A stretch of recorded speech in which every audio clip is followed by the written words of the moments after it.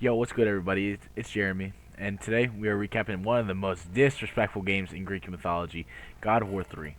This is the game where Kratos wakes up and chooses violence, right? And then he wakes up the very next day and chooses violence again.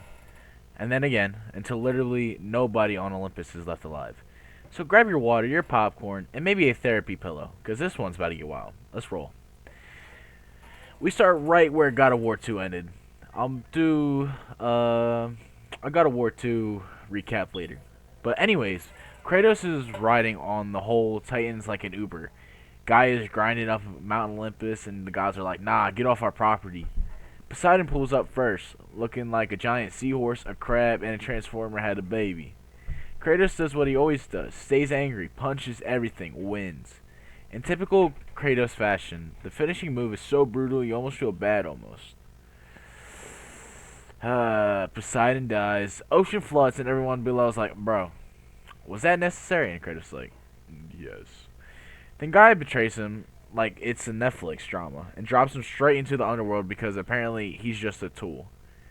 Kratos has been betrayed so many times, he's probably hears window errors sound in his sleep. So Kratos lands in the underworld. Again, this is like the 6th, 7th time. 6, 7! Anyways, honestly, at this point, he should just buy property here. Because he's here so much, like, he basically lives here.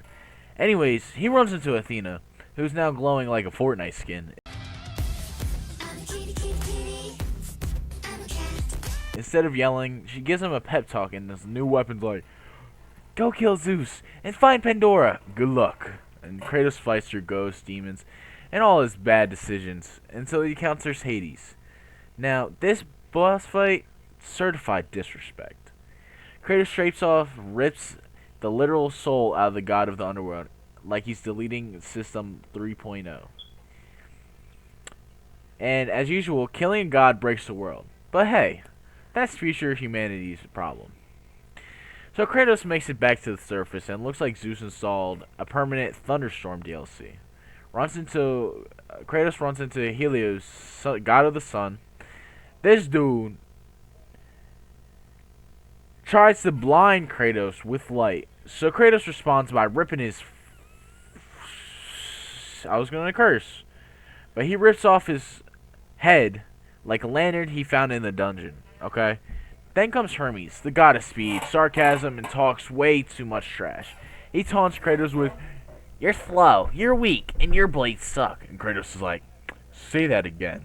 So Hermes runs away. Kratos cuts off his legs anyway.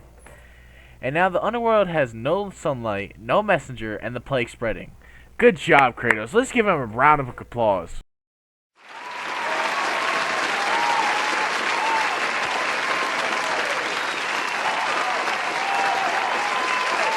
Kratos. So Kratos heads to the forge where Hephaestus is chilling like he's on lunch break. He explains that to get into Zeus... Pause. What I meant was to get to Zeus... Kratos needs Pandora, a child trapped in a giant puzzle cube in the labyrinth. Woo, I cannot speak. The labyrinth.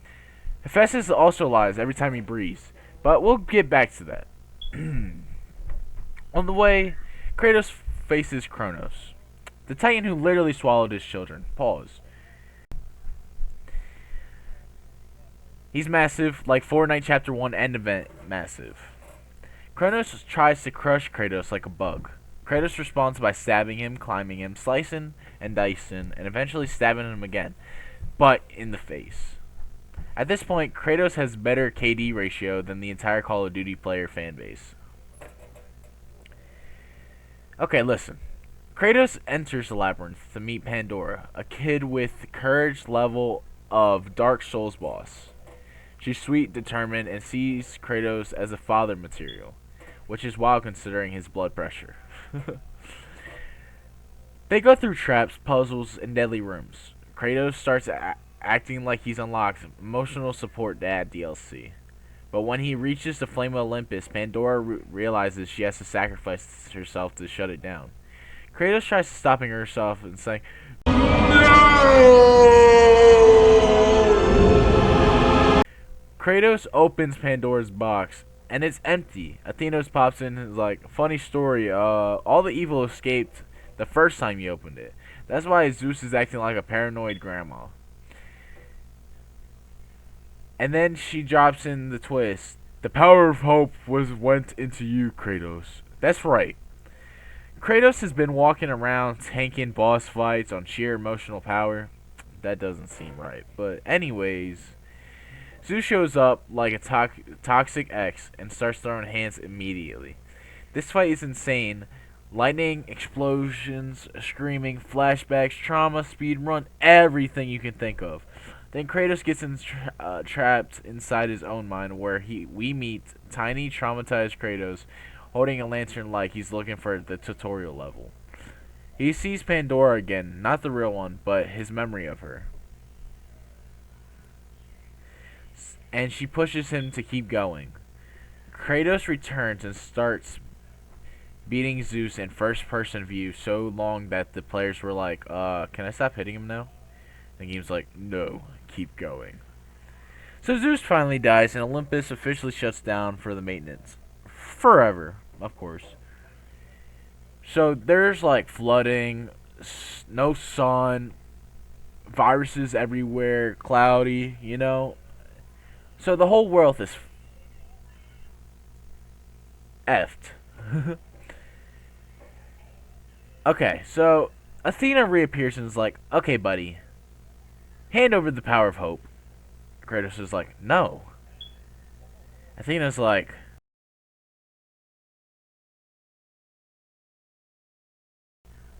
Kratos then takes the blade of Olympus and stabs himself, releasing hope into humanity instead of the gods.